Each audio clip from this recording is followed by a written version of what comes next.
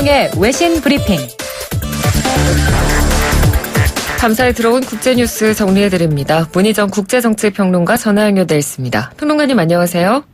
네, 안녕하세요. 네, 어제 일본에서 일왕의 즉위식이 열렸었습니다. 그 소식부터 저희가 먼저 좀 알아볼까요?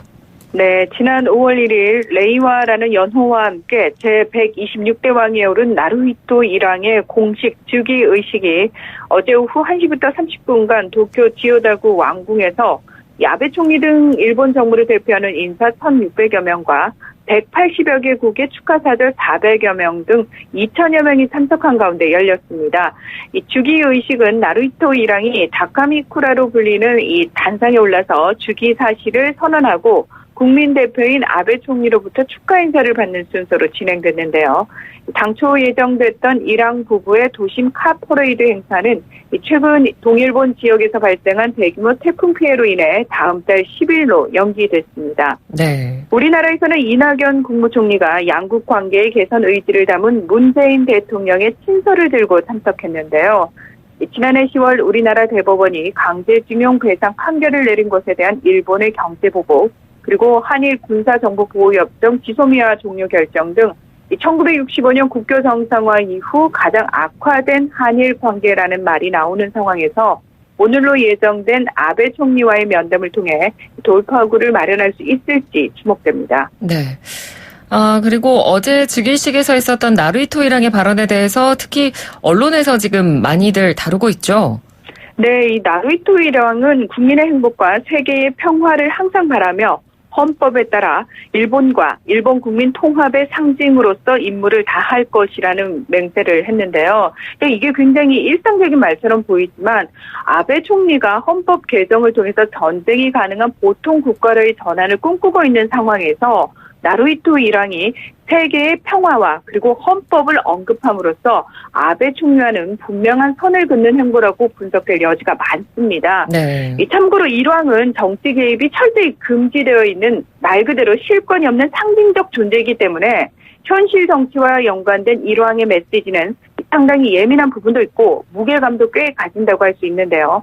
한편에서는 아베 총리가 일왕의 발언을 개헌에 이용한다는 얘기도 많이 나오기 때문에 일왕 입장에서는 자칫 자신의 의도와 다르게 이용될 수도 있음을 염두에 둔 상태에서 오히려 의도적으로 아베 정권과 거리를 두는 발언들을 하기도 합니다. 네. 이 아버지인 아키토 상황의 경우 전쟁에 대한 사과의 의미로 피해 지역을 돌아다니는 위령 여행을 강행하면서 끊임없이 세계 평화와 그리고 일본의 평화 헌법을 지키겠다는 언급을 함으로써 극우 정권인 아베를 견제해왔기 때문에 나루히토 일왕이 아버지의 길을 어느 정도 따를지가 주목되는 상황이기도 합니다. 네, 알겠습니다. 자, 이번에는 이스라엘 소식으로 넘어가 보도록 하겠습니다. 얼마 전에 총선이 있었는데 연정 구성에 실패했다고요?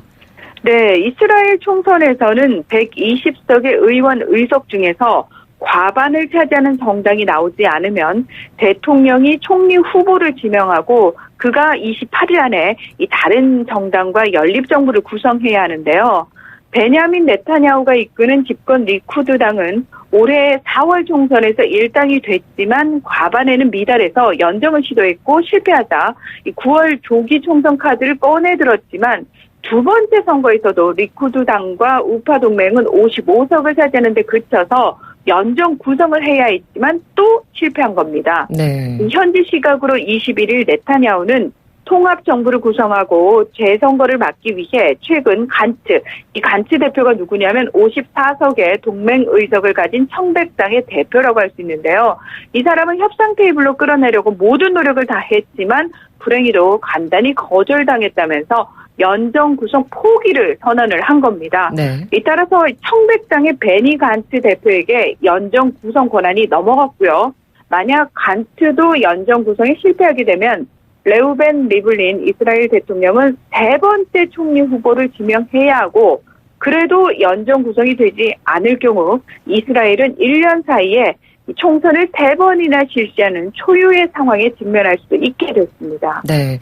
네타냐후 총리의 경우에는 워낙 지금 최장기 오랫동안 집권을 하고 있기 때문에 과연 이번에도 총리직을 유지할 수 있을까 이 부분이 굉장히 관심이 많이 가고 있는데요. 결국 네네. 끝난 거라고 봐야겠네요. 네, 이 보수 강경파 정치인 네타냐후 총리는 1996년부터 1999년까지 총리를 지냈고요. 2009년 두 번째 총리직에 오른 뒤 계속 집권하고 있는데요. 총리직 재임 기간만 총 13년 7개월이나 되고 이번 연정에 성공했으면 5선이 되는 거였지만 사실상 끝이 났다고 할 수 있습니다. 네타냐후 총리가 뇌물수수, 배임 및 사기 등 3건의 비리 혐의로 계속해서 검찰의 수사를 받고 있고 또 다음 달 검찰의 기소 여부도 결정될 예정이기 때문에 정치적으로 재기하기는 힘들 거라는 얘기도 이미 흘러나오고 있는데요. 이 네타냐후는 그동안 자신의 집권을 연장하기 위해서 극우 유대 정치 정당들과도 연합하고 또 총선을 앞두고 미국으로 날아가서 도널드 트럼프 대통령으로부터 팔레스타인을 압박할 수 있는 선언들도 이끌어내는 등 이 수단과 방법을 가리지 않는 정치인이었습니다. 네. 이 올해 두 차례 총선을 앞두고도 팔레스타인 자치지역인 요르단강 서안을 합병하겠다고 발언하는 등 우파 유권자들의 결집을 시도하기도 했는데요. 자, 하지만 과연 네타냐후가 아닌 다른 인물이 총리가 될 경우 팔레스타인에 대한 강경도 일변의 정책들이 변화를 맞을 수 있을지는 조금 더 지켜봐야 할 부분이라고 할 수 있습니다. 네, 알겠습니다. 다음 소식으로 넘어가기 전에 속보가 들어와서요. 전해드리고 다음 소식 알아보도록 하겠습니다. 조국 전 법무부 장관의 부인 정경심 교수가 영장심사를 위해서 조금 전에 법원에 출석했다는 소식이 전해졌습니다. 심경을 묻는 취재진의 질문에는 성실히 임하겠다라는 짧은 한마디만 남기고 법정으로 들어갔고요. 이 포토라인에 서느냐 여부도 관심이 있었는데 포토라인에는 서지 않고 곧장 법정으로 들어갔습니다. 오늘 오전 10시 반부터 이제 10분 정도 남았는데요. 송경호 영장전담 부장판사의 심리로 구속영장 심사가 진행이 예정이 돼 있고요. 정 교수에 대한 구속 여부는 이르면 오늘 밤 늦게나 늦으면 내일 새벽쯤에 결정될 예정입니다. 또 추가로 들어오는 소식이 있으면 전해드리고요. 관련 뉴스는 잠시 뒤 11시에 들으실 수 있습니다. 저희 계속 외신 브리핑 진행하도록 하죠. 다음 소식인데요. 태국에서 왕의 배우자라는 지위를 박탈했다. 이런 내용이 들어와 있네요.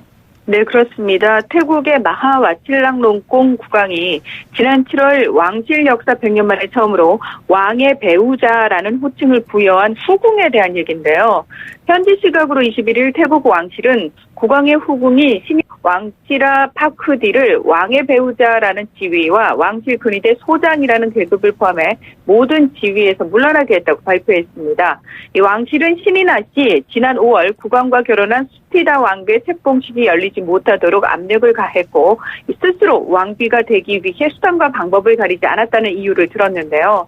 왕실 육군 간호대학 출신으로 조종사 교육을 받은 뒤 왕실 근위대에서 일해오면서 올해 5월 소장으로 진급한 신이낫은 왕실이 지난 8월에는 신이낫의 전기를 펴내도록 하고 일당 사진을 공개하기도 할 정도로 화제가 됐던 인물입니다. 네. 하지만 왕실은 신이낫이 자신의 지위를 이용해 사적 욕망을 채웠고 이로 인해 왕실 관리들 사이에 갈등이 커졌으며 대중들의 오해까지 불러와 결과적으로 국가와 왕실 권위가 손상됐다고 밝혔는데요. 현재 왕실 홈페이지에서는 신이낫의 사진과 경력 등이 모두 삭제된 상태라고 합니다. 네. 이번에는 남미의 볼리비아로 넘어가 보도록 하겠습니다. 대통령 선거에서 개표 조작 논란이 일고 있다고요? 네, 이 현지 시각으로 지난 20일 대통령 선거가 있었고 곧이어 개표가 시작됐지만 21일 오후 7시 45분 83.76%가 개표된 상태에서 이 좌파 여당 사회주의 운동의 에보 모랄레스 현 대통령이 45.28%, 중도우파 연합 시민사회의 카를로스 메사 전 대통령이 38.16%를 얻었다는 소식과 함께 볼리비아 최고선거재판소가 갑자기 개표 결과 발표를 중단했습니다. 네. 이 볼리비아는 투표용지 사본을 바탕으로 하는 신속 전자개표와 또 시간이 좀 오래 걸리는 수개표를 병행하는데요. 이 신속 전자개표 결과 발표를 별다른 설명 없이 중단한 겁니다. 이 미주기구 선거감시단을 비롯한 미국과 브라질, 아르헨티나 등과 야당 측에서는 개표 결과 발표가 중단된 것에 대한 해명을 요구하면서 우려를 표명을 했는데 이렇게 강력한 반발 속에 24시간 만에 다시 개표 95% 상황을 공개했는데 1위와 2위 후보의 격차가 전날 7.1%포인트에서 갑자기 10.1%포인트로 크게 벌어지면서 또다시 논란이 되고 있는 겁니다. 네네. 이게 왜 중요하냐면 볼리비아 대선에선 1차 투표에서 50% 이상을 득표하거나 또는 40% 이상을 득표하고 2위와 10% 이상 앞서게 되면 그 차이가 나게 되면 결선 없이 당선이 확정되기 때문에 이 두 후보 간의 격차가 상당히 중요한데 이게 갑자기 10% 이상으로 벌어진 것에 의구심을 제기하는 상황이 벌어진 겁니다. 네. 이 현재 신속 개표는 또다시 95.63% 개표 이후 멈춰 있고요. 신속 개표와 병행되던 공식 수개표는 90%가량 진행된 상태에서 두 후보의 격차는 8%포인트에 조금 못 미치고 있는데 이 개표가 설사 완료되더라도 이미 조작 논란이 불거진 상황에서 메사 전 대통령 측, 지금 2위를 달리고 있는 이 후보 측이 불복할 것임을 시사했기 때문에 혼란은 더 커질 것으로 전망이 됩니다. 네. 그런데 이번 볼리비아 대선에서 참 주목할 만한 부분이라고 해야 될까요? 한국인 후보가 또 나왔더라고요. 네, 한국에서 태어난 정치현 후보가 8.8%를 얻어서 3위에 오른 건데요. 볼리비아 기독대 설립자이자 총장인 아버지를 따라서 1982년 12살 때 볼리비아로 이주해서 현재는 볼리비아 국적입니다. 네. 이 목사 겸 외과 의사로 활동하고 있는 정 후보는 기독민주당 소속으로 정치 경험이 전혀 없지만 이 좌파 성향인 모랄레스 대통령의 다선 연임을 저지한다는 명분으로 출마했다고 하는데요. 동성애자들은 정신과 치료가 필요하다거나 여성을 비하하는 등의 극단적인 발언으로 논란을 일으키면서 인지도를 끌어올렸다고 현지 언론들은 평가하고 있습니다. 네. 자, 이제 마지막으로 스위스 소식까지 좀 짧게 알아보도록 하겠습니다. 지난 20일에 스위스에서도 총선이 있었네요. 네, 그렇습니다. 지난 20일 치러진 스위스 총선에서 반이민 정책으로 대표되는 스위스 국민당이 25.6%로 지난 2015년 총선에 이어서 1위를 차지했고요. 2위는 16.6%의 득표를 한 좌파 성향의 3인당, 그리고 3위는 15.3%의 중도우파 다민당이 차지를 했는데, 이 총선에서 좀 눈여겨봐야 할 부분이 뭐냐면, 이들 그 세 개 정당의 득표율은 대체적으로 하락을 했지만, 기후변화 대책 등을 공약으로 내세운 녹색당과 녹색자유당이 각각 13.2%와 7.8%를 얻어서 하원 의석 200석 중에서 녹색당은 28석, 녹색자유당은 16석을 차지할 것으로 전망이 되고 있습니다. 네. 이번 선거에서 녹색 정당들의 득표율 합계가 20%를 넘었기 때문에 이 연방정부 장관들의 회의체인 연방평의회가 행정부 역할을 하고 있는 스위스에서 과연 이 녹색 정당들이 장관직을 배정받을 것인가에 관심이 쏠리고 있는 상황입니다. 네, 알겠습니다. 오늘 소식 잘 들었습니다. 고맙습니다. 네, 고맙습니다. 네, 지금까지 문희정 국제정치평론가와 함께했습니다. 1부는 여기서 마치고요. 잠시 뒤 2부로 돌아오겠습니다.